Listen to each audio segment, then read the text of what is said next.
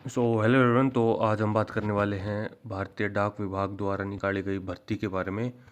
इसमें हम बात करेंगे कि सबसे मेन तो हमारा जो मेन टॉपिक रहेगा कि सबसे कम मार्क्स जो है लगभग 50% या 55% तक भी किनका सिलेक्शन हो सकता है।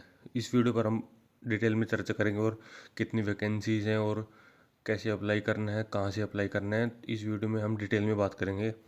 तो वीडियो में एंड तक ज़रूर बने रहना। तो वीडियो को स्टार्ट करते हैं। देखो, सबसे पहले बात करें कि जो फॉर्म्स हैं वो कब से ओपन हो चुके हैं। तो आज 31 जनवरी से जो है फॉर्म भरने स्टार्ट हो चुके हैं। और जो फॉर्म भरने की लास्ट डेट है वो है 14 फरवरी, मतलब 14 फेब तक आप जो है इन फॉर्म को भर सकते हैं। नहीं, ये जो 31 से और आप मतलब 31 तारीख से आप रजिस्ट्रेशन करवा सकते हैं। और फॉर्म जो है वो 2 फेब से स्टार्ट होकर 2 फरवरी से स्टार्ट होकर 16 फरवरी तक आप भर सकते हैं। वो तो रजिस्ट्रेशन के लिए है। अगर आपने रजिस्ट्रेशन नहीं करवाया तो पहले रजिस्ट्रेशन करवाना होगा, उसके बाद जो है आपका फॉर्म भरा जाएगा। तो आप 2 फरवरी से 16 फरवरी तक जो है फॉर्म भर सकते हैं। और अगर आपका रजिस्ट्रेशन नहीं हुआ तो आप रजिस्ट्रेशन करवा सकते हैं। अगर बात करें वैकेंसीज़ की तो वैकेंसीज़ इसमें 3 प्रकार के निकले हैं। एक तो ब्रांच पोस्ट मास्टर, जो कि जो पोस्ट ऑफिस होता है किसी भी एक एरिया का, उसका जो हेड होता है वो। और फिर एक निकली है असिस्टेंट ब्रांच पोस्ट मास्टर, जो बीपीएम मतलब कि ब्रांच पोस्ट मास्टर के अंडर काम करता है। और एक होता है डाक सेवक, जो कि असिस्टेंट ब्रांच पोस्ट मास्टर के ही बराबर का है, जो कि जो चिट्ठी वगैरह होती है उनको डिस्ट्रीब्यूट करने में हेल्प करता है। ठीक है। बाकी बात करें इन हैंड सैलरी की, तो जो बीपीएम की सैलरी है वो है, मतलब कि जो नोटिफिकेशन दे रखी है वो दे रखी है 12,000 से 29,380 तक। तो ये इतनी नहीं होती है, लगभग 22, 23, 24 इतनी ही तक जाती है मैक्सिमम। जो एरियाज़ पे भी डिपेंड करता है। और बाकी जो एबीपीएम या डाक सेवक की है वो 10,000 से 24,470 दे रखी है। हालांकि यहाँ ये भी इतनी नहीं मिलती है, लगभग स्टार्टिंग सैलरी आपकी मैक्सिमम 18,000 तक जाएगी, जो स्टार्टिंग में आपको मिलेगी। बाकी बात करें एलिजिबिलिटी क्राइटेरिया की, जो एज लिमिट है वो है वैसे तो 18 से 40 साल, जैसे कि जनरल और ईडब्ल्यूएस के लिए। बाकी जो ओबीसी में 3 साल और 5 साल की छूट मिलती है, वो तो एज रिलैक्सेशन सो तो मिल रखा है अलग से भी। तो मतलब कि ओबीसी में 43 और SC/ST में 45 साल तक के जो है वो अप्लाई कर सकते हैं इस वैकेंसीज़ के लिए। बात करें कि टोटल वैकेंसीज़ कितनी निकली है, तो वैकेंसीज़ टोटल अब 31,000 कर दी गई है। हालांकि पहले जो है ये 22,000 कुछ थी, अब इनको बढ़ाकर 31,000 के लगभग कर दिया गया है। तो अब सिलेक्शन के भी ज़्यादा चांसेस बढ़ जाते हैं, क्योंकि इसमें ना कोई एग्ज़ाम होता है और ना कुछ और। ये एक मेरिट बेस्ड जो है वैकेंसी है। लाइक जैसे कि सब, अगर मैं आपको एजुकेशनल क्वालिफिकेशन बता दूं पहले, तो जो एजुकेशनल क्वालिफिकेशन है वो है 10th पास, मतलब जो भी 10th पास है वो इस फॉर्म को अप्लाई कर सकते हैं। तो अब आते हैं मेन मुद्दे पे कि अप्लाई कहाँ से करें। देखो, सबसे पहले अप्लाई करने से पहले, उस चीज़ को जानने से पहले आप एक ये चीज़ देख लो कि कहाँ क्या कौन सी लैंग्वेज ज़रूरी है। देखो, अगर आंध्र प्रदेश से अप्लाई करना है तो आपको तेलुगु आनी चाहिए। असम से करना है तो असमीज़ या फिर जो है ये भाषा आपको आनी चाहिए। बिहार, छत्तीसगढ़ और दिल्ली से आपको हिंदी लैंग्वेज आनी चाहिए।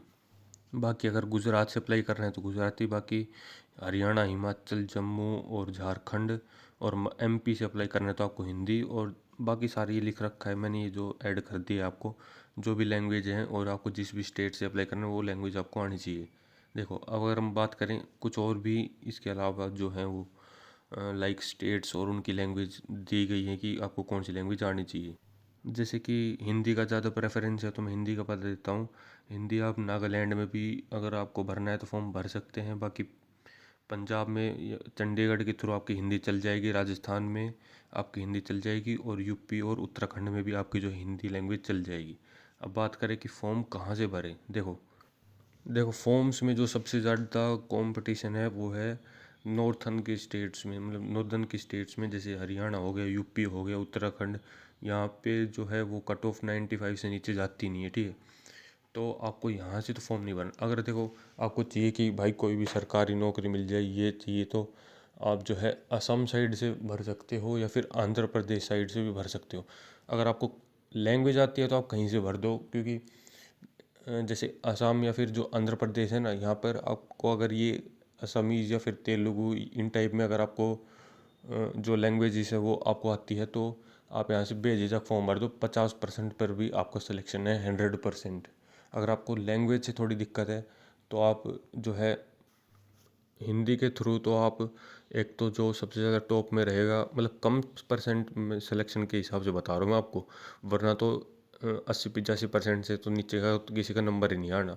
ठीक है, अगर आपको नौकरी चाहिए और वो भी 50% में हिंदी के थ्रू, तो आप नागालैंड या फिर एक अंडमान एंड निकोबार आइलैंड है ना, वहाँ से भर दो, क्योंकि वहाँ पर भी हिंदी और इंग्लिश को ही प्रेफरेंस दे रखी है, तो हिंदी चल जाएगी वहाँ पे। ठीक है, अगर आपको यही है कि कोई भी सरकारी नौकरी चाहिए तो आप इन दोनों में से भर दो, आपके सिलेक्शन के काफ़ी ज़्यादा चांसेस हैं। ठीक, क्योंकि उस साइड जो नॉर्थ ईस्ट के स्टेट्स हैं ना, वहाँ पे उनकी लोकल लैंग्वेज ज़्यादा यूज़ होती है, जैसे कि असमीज़ हो गया, नागालैंड में कुछ खासी, बोरो, इस टाइप की लैंग्वेजेस ज़्यादा यूज़ होती है।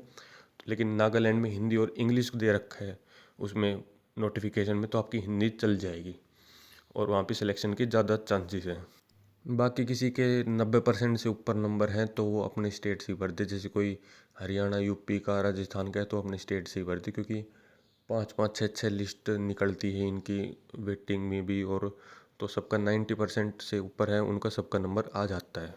बाकी बात करें कि ऑनलाइन आप अप्लाई कैसे कर सकते हो, तो मैं डिस्क्रिप्शन में आपको लिंक दे दूँगा, वहाँ से ऑफिशियल साइट पर आप जाके अप्लाई कर सकते हो। ध्यान रहे आपको पहले वन टाइम रजिस्ट्रेशन करना होगा, उसके बाद ही आप अप्लाई ऑनलाइन कर सकते हैं।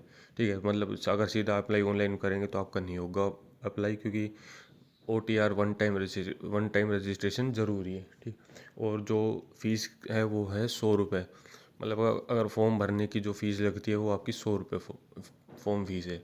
ठीक है, तो और कोई नॉलेज में आपको अगर कुछ पूछना हो तो आप कमेंट सेक्शन के थ्रू मेरे से पूछ सकते हैं, मैं आपका ज़रूर से रिप्लाई दूंगा। और हाँ, ग्रुप डी की रेलवे की जो है वो वैकेंसीज निकल चुकी है, तो उनके भी फॉर्म स्टार्ट हो चुके हैं, आप उनको भी अपने टाइम से भर लो, क्योंकि फिर लास्ट में साइट्स वगैरह में दिक्कत होती है। और क्योंकि अभी तो फ़िलहाल वैसे तो ग्रुप डी के ही एग्ज़ाम्स वगैरह चल रहे हैं, जो जनवरी में होने थे वो स्किप करके फरवरी में कर दिए, बहुत लंबा टाइम खींच गए, तो नवंबर से जो है वो एग्ज़ाम चल रहे हैं। कोई नहीं, वो तो ठीक है, आप जो है रेलवे ग्रुप डी में भी अप्लाई कर सकते हो, उसमें भी 10th पास ही मांग रखा है।